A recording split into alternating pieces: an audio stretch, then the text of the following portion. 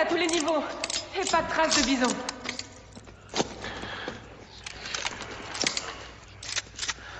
Il doit être parti se cacher. Je vous laisse imaginer.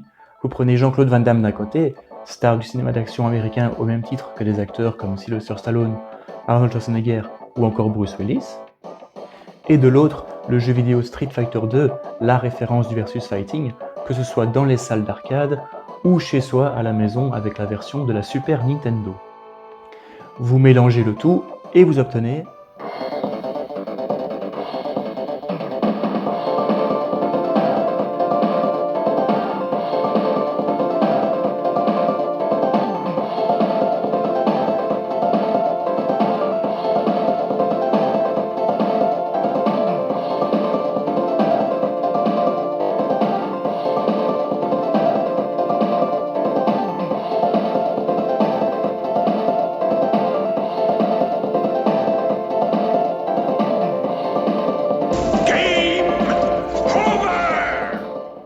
Sorti en 1994, le film Street Fighter est réalisé et scénarisé par Steve de Souza, bien connu pour avoir écrit les scripts de Die Hard, Commando ou encore Running Man.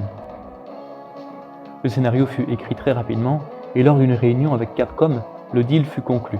La société qui a clairement fait le choix de l'argent plutôt que celui de la qualité et de la fidélité au jeu. En 1994, Street Fighter 2 est au sommet de sa popularité. D'abord sorti en 1991, le jeu est une révolution dans le domaine du versus fighting, avec notamment son gameplay poussé, la possibilité de déclencher des super coups ou d'effectuer différents combos. Au lieu de sortir une suite, Capcom sort un an plus tard Street Fighter 2 Turbo avec une vitesse plus élevée et la possibilité de jouer les boss du précédent jeu. En 1993, Super Street Fighter 2 voit le jour avec 4 nouveaux personnages, Cammy, DJ, Fei Long et T-Ho.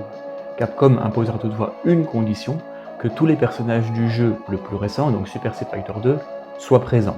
Ce sera plus compliqué en ce qui concerne Fei Long, qui est un hommage clair et net à Bruce Lee, de par sa ressemblance. Eh bien dites-moi, Jean-Claude Van Damme, le meilleur jeu de combat de l'époque, tous les personnages du jeu, ça va être absolument génial comme film.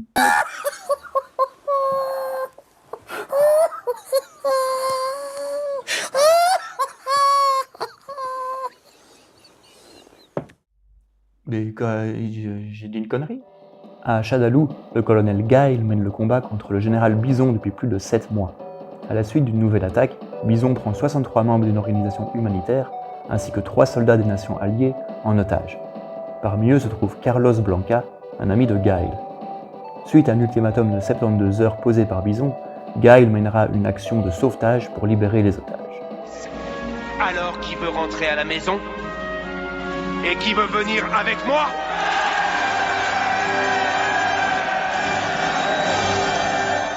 Bon, admettons, mais il n'y a plus qu'à espérer que les personnages soient fidèles à ceux du jeu vidéo.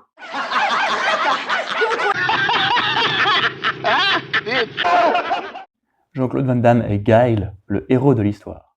Bon, d'accord, admettons, mais normalement, dans Street Fighter, c'est Ryu, le personnage principal. Colonel des Nations Alliées, il fera tout pour libérer les otages et son ami Charlie. Les otages! Si vous m'entendez, tenez bon! On arrive! Charlie! Charlie, te laisse pas faire! Accroche-toi! On arrive! Raoul Julia est le général Bison, tyran totalement fou, qui réclame 20 milliards de dollars pour la libération des otages. Dans son laboratoire, il mène également des expériences pour créer le soldat parfait.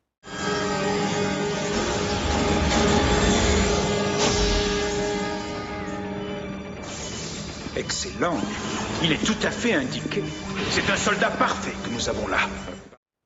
L'acteur, décédé peu avant la première du film, est vraiment excellent. Il vit le personnage et se donne à 2000%. Il a accepté le rôle pour ses enfants, fans du jeu vidéo. My children play the video game, and as soon as I mentioned the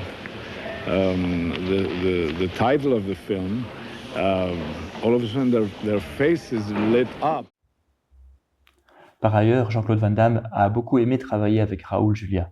Sidus said he was a great guy. He loved the table. He loved to talk about life, about everything. He was a man with lots of culture, so he was like a great person to be with and a great family. L'actrice Ming-Na est Chun-Li, une journaliste qui couvre l'événement auprès des Nations Alliées. Elle n'est pas là par hasard car elle a un compte à régler avec Bison. J'ai étudié les arts martiaux de 3 continents, de manière à pouvoir vous affronter un jour, venger mon père. La chanteuse australienne Kylie Minogue est Camille, membre des Nations Alliées, qui seconde le colonel Guile. It's possibly everything I'm not. And I think it's great that she's a woman in such a powerful position. Ryu et Ken sont 2 petits arnaqueurs, vendeurs d'armes en plastique.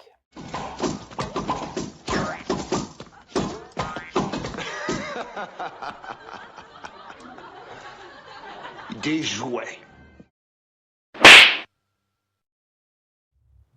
Nous avons Blanca.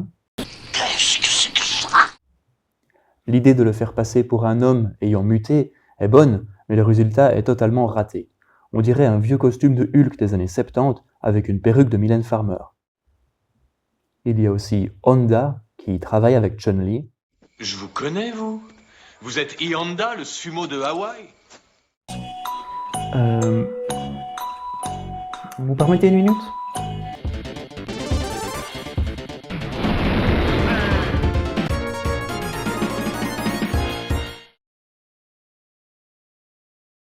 Regardons à présent Dhalsim, enfin Docteur Dhalsim.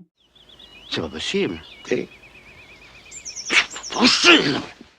Pour les autres personnages du film, Vega et Zangief sont plutôt réussis, il faut le dire. DJ est un hacker, Balrog est caméraman, et Sagat n'a absolument rien de menaçant. Bon allez, allons voir ce qu'il en est des coups spéciaux tirés du jeu vidéo maintenant. S'il y a bien quelque chose à ne pas rater lorsque l'on fait une adaptation Street Fighter, ce sont les coups spéciaux des personnages. J'en ai répertorié quelques-uns.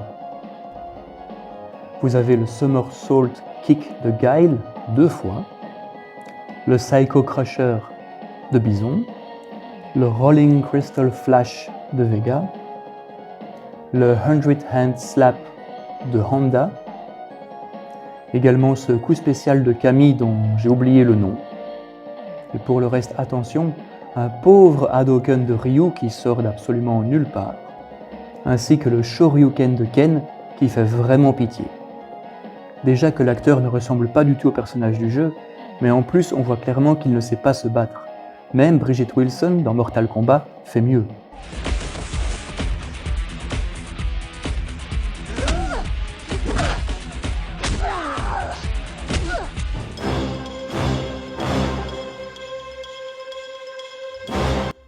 La musique du film est composée par Graham Revell et est vraiment de très bonne facture, y compris en écoute seule. Ce qui est dommage, c'est qu'aucune musique du jeu vidéo ne soit présente, même avec une réorchestration par exemple, car Street Fighter 2 possède certainement une des toutes meilleures bandes originales créées pour un jeu vidéo.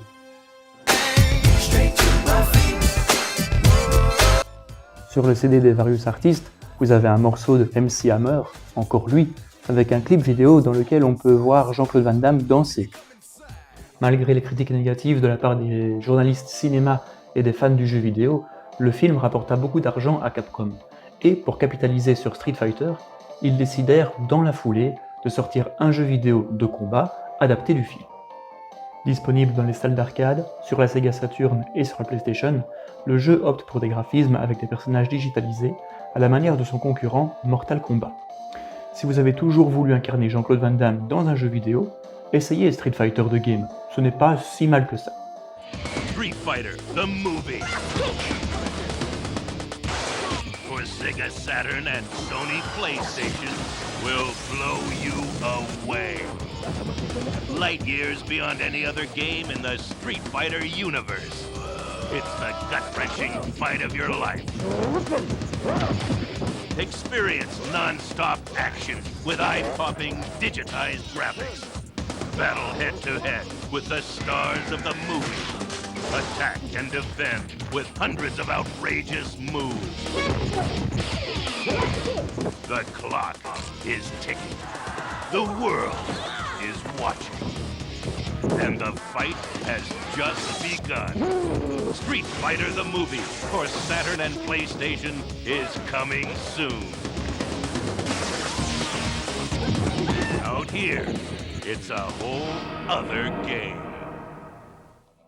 Si on regarde la filmographie de Jean-Claude Van Damme d'un petit peu plus près, on peut constater qu'il y a un film qui se rapproche très très fort de ce que propose Street Fighter, le jeu vidéo bien sûr. Il s'agit du film Lionheart, Full Contact en français.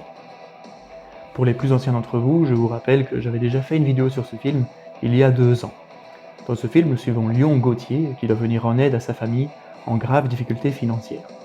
Pour ce faire, il devra participer à différents combats face à des adversaires de plus en plus coriaces et des environnements à chaque fois différents. Y arrivera-t-il? Je vous invite à voir ce film, si ce n'est pas encore fait, car il s'agit de l'un des meilleurs Jean-Claude Van Damme. D'ailleurs, je vais vous mettre un petit extrait d'une chouette vidéo que vous pourrez trouver sur YouTube qui mélange Street Fighter et le film Lionheart.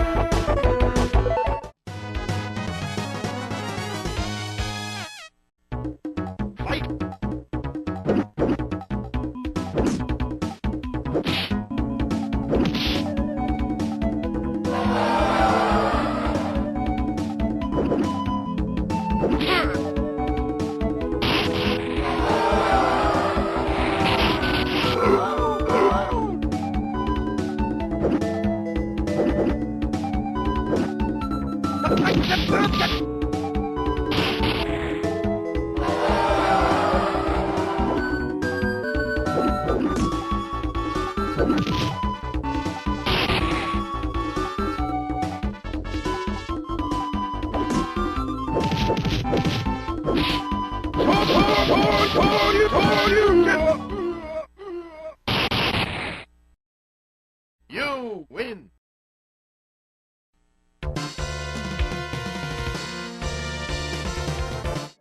Pour Street Fighter 2, la meilleure adaptation à ce jour reste le film de 1994 qui se concentre beaucoup plus sur Ryu et Ken et qui parvient à inclure également tous les personnages. Qui sait, hein, peut-être qu'un jour vous aurez droit à une rétrospective de ce film animé sur la chaîne, on ne sait jamais. Ah, les adaptations de jeux vidéo au cinéma. C'est souvent loin d'être une réussite. Cependant, est-ce que Street Fighter en est la pire? Clairement non. Si vous prenez Double Dragon ou Mortal Kombat Annihilation, Street Fighter fait vraiment figure de chef-d'œuvre. Le problème vient surtout de son histoire digne d'un sous-James Bond, ses acteurs mal choisis et ses combats plus qu'approximatifs. À part Van Damme et un ou deux autres, on voit clairement que les acteurs n'ont pas suivi un entraînement aux arts martiaux. Le film mérite cependant d'être vu pour Raoul Julia, qui nous offre ici une prestation 5 étoiles. Il sauve à lui seul le film. Le film est ce qu'on peut appeler un navet, un véritable plaisir coupable, mais qui vaut la peine d'être vu, ne serait-ce que pour se déconnecter le cerveau de la réalité. Sur ce, la vidéo est donc terminée, j'espère qu'elle vous aura plu. N'hésitez pas en commentaire à me dire si vous jouiez au jeu Street Fighter 2 et quels étaient vos personnages de prédilection. Pour ma part, bon, je vais pas être très original, mais j'utilisais surtout Ryu, Ken et Chun-Li, les 3 persos de base en fin de compte. Je vous laisse là-dessus et moi je vous dis à bientôt pour une prochaine vidéo. Ciao!